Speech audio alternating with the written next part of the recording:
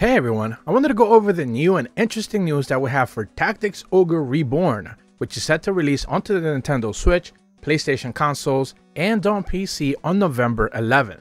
And this will be the last feature video that I do specifically for this game, as the release date is right around the corner. I have been covering pretty much all of the brand new feature changes for both combat, outside of combat, brand new classes, brand new quality of life improvements, some of the visuals, developer information, anything along those lines. I've already covered most of it. I'm going to leave a link in the description below for plenty of those videos if you haven't necessarily been keeping up. There's a lot of brand new changes for this game.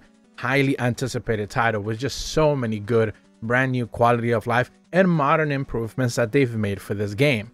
Today what we're going to be checking out is the fact that there's a couple of brand new features left untouched that I haven't necessarily talked about. The brand new blog also showcased us a bunch of brand new screenshots, which you should be seeing on the screen already. We're going to be talking about relics. We're going to be talking about the Warren report. We're going to be talking about side stories, which is something that people have been asking me about, and a couple of brand new enemy classes making their way into this title.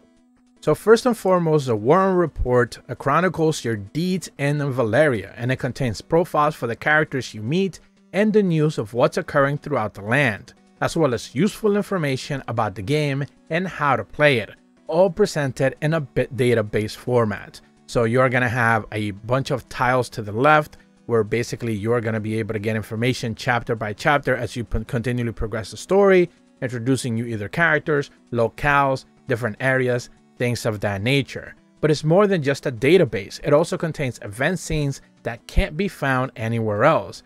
And reading information in the Warren report can even unlock new locations to visit. So make sure you check back on it as often as you can. So you certainly want to keep your eyes peeled, since you will be unlocking some brand new challenge areas. And this is the next part that they mentioned specifically in the blog. Deep rewarding gameplay is one of the highlights for the game.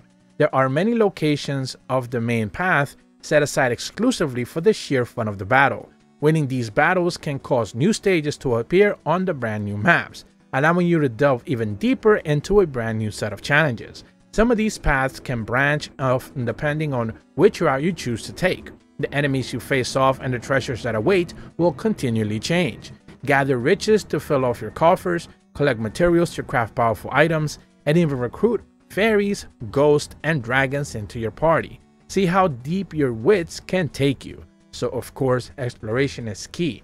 A couple of the challenge locations that they do specifically mention now is the Paramfa Wild Woods, a vast forest with challenging terrain, known as the treacherous breeding ground for all manner of strange beasts. Enemies with classes otherwise unavailable in the early stages of the game can also be found here. So it's an ideal spot to track down new recruits for your forces. Remember that you can certainly recruit many of the enemies you come across if you meet certain conditions. Another brand new challenge location is the Palace of the Dead.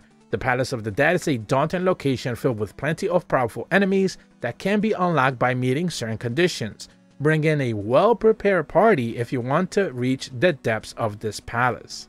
Now the last location that they do mention is the Pirate's Graveyard, where shipwrecked adrift of the ocean currents gather in this graveyard. Reports of ghosts and mishappening creatures pour without any sort of end. Many pirates have entered the graveyard hoping to claim the treasures within, but none have been known to ever return. So there's going to be plenty of different locales for you to be able to visit, and not just for the rewards, but for the relics as well. And this is another brand new change to the additions, quality improvements that they're doing for the game. Among the equipments, you'll also find certain dungeons with brand new items called relics, which have different properties than normal items. You can combine relics with the same name in the shops to upgrade various stats and different effects, such as attack type, element, and of course resistances as well. Stack up the upgrades to help you take on even more powerful enemies. So relics are going to be very beneficial if you keep your eyes peeled, especially if you engage with the other side stories, where countless other side stories await, including additional stories and dungeons available after completing the main story. So you can consider this almost endgame plus content. So you certainly are going to want to keep your eyes peeled as you finish the story and as you continue to explore some of the areas and options you didn't necessarily consider before. From traversing with various branches of the story to creating the ultimate weapons, the end of the game is just the beginning for your adventure, as of course, classes will continue to unlock the more places you visit. They mentioned that skeletons are skeletal warriors that can be summoned from the world of darkness using necromancy, which will be able to be used in a wide spread of weapon abilities and weapon options. This is of course one of the recruitable enemy options that you're going to be able to have. Another one will be ghosts. An undead spirit with no physical form is summoned from the world of darkness uses necromancy. So you're going to have an option to be able to bring in ghosts as well. Alongside that, liches are mages from the world of darkness who have transcended death. They wield high levels of magic and plenty of magical abilities. Male and female liches will be available throughout the game. Golems are man-made monsters that are constructed of materials such as clay and stone. Originally created as guardians, they now answer to no master unless you just simply manage to recruit them to your side. Alongside that, dragons are girthed with iron hands and scales.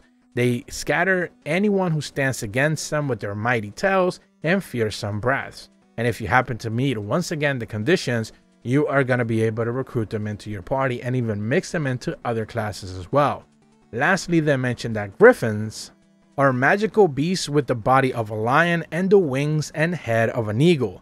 Since they soar high into the wind through the rough terrains and elevation differences, they have no effects on them. So if you're looking for a ranged unit where terrain doesn't necessarily will be affecting them, certainly griffins and eventually griffin riders, if you mix them with other classes, you'll be able to have a relatively powerful foe. Remember, once again, plenty of the recruitment units that you bring in can provide you with different classes unlocked, and those classes that you unlock will continually vary if you actually properly gear them and properly level them. There will be plenty of options for you to be able to do that as well.